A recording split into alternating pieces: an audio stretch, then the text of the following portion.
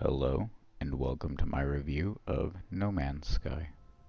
Today we'll be taking a brief look to see if it would be something that you may enjoy. We'll be looking at a few criteria, such as graphics and art style, audio and music, game performance, gameplay, story and narration, multiplayer, the community, the developer's involvement, replayability, and finally I'll give you my conclusion. To start, here are the graphics settings and my computer specs. The specs will also be listed in the description below. As of March of 2024, the game is $60 on Steam and Xbox Game Pass. If you have the Game Pass subscription, then it's $48 or free to download for as long as it's available on the streaming service. For the graphics and art style, I found the art style to be very unique and quite exciting. As I would enter a new planet's atmosphere, my first impression was often one of awe. I would take a second to look around and take in the view. When you enter a solar system, usually the colors of the planets you will see represent the type of habitat you can expect on those planets. One that supports an abundance of life will often be very vibrant and colorful, while one that supports a minimum or no life will be quite dull and lacking with very few color variations. Once you enter the atmosphere, you will start to see the details for that planet, and I quite enjoyed just taking in the new view before starting my journey. The flora and fauna vary as well. Some might be recognizable, maybe an extra set of legs on what looks like a horse, or an extra tail. Some animals may be very creative and resemble nothing that you've seen or thought of before. It's always fun to see what types of new fauna you will find. There is some repetition with color variation, but it didn't take away from my experience.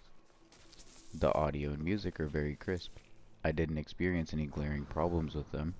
The music is quite nice and was usually representative of the situation. The game sounds after a while became white noise and I usually lower the volume on those. Audio for the game isn't something I felt I always needed to have while playing, but I feel like it did add to the game and could help with immersion, especially if you're playing in VR. I would usually play this game and relax while watching a movie or a show on a second monitor, so for me, the audio was not something that I was overly invested in. One thing to note, there aren't any voice lines for other life forms you might meet in the game. Everything is in text for you to read, with generic alien noises to represent vocals. I did play the game on ultra graphics with a 4080, i9 109 and 32 gigs of RAM. I also tested it on medium and high graphics, and the gameplay was still very smooth. Also, the graphics looked very good, and it didn't change the playability for me. For gameplay, the menu controls took a little getting used to, but most everything else was pretty standard. The creatures and encounters you run into early on can pose a threat, but as you play and get new weapons and upgrades, things will start to get much easier and more enjoyable.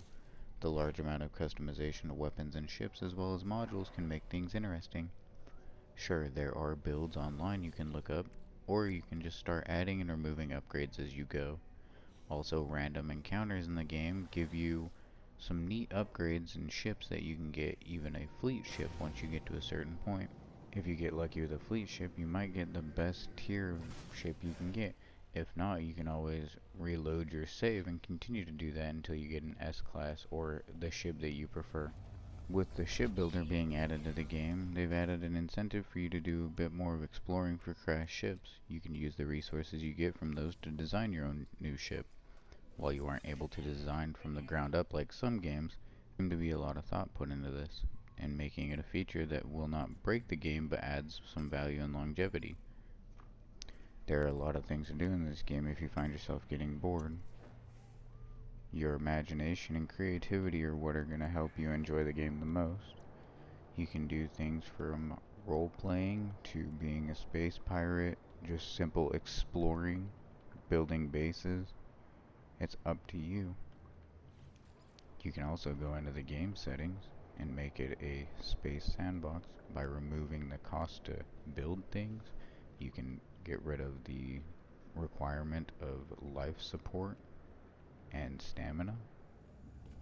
The game is co-op available.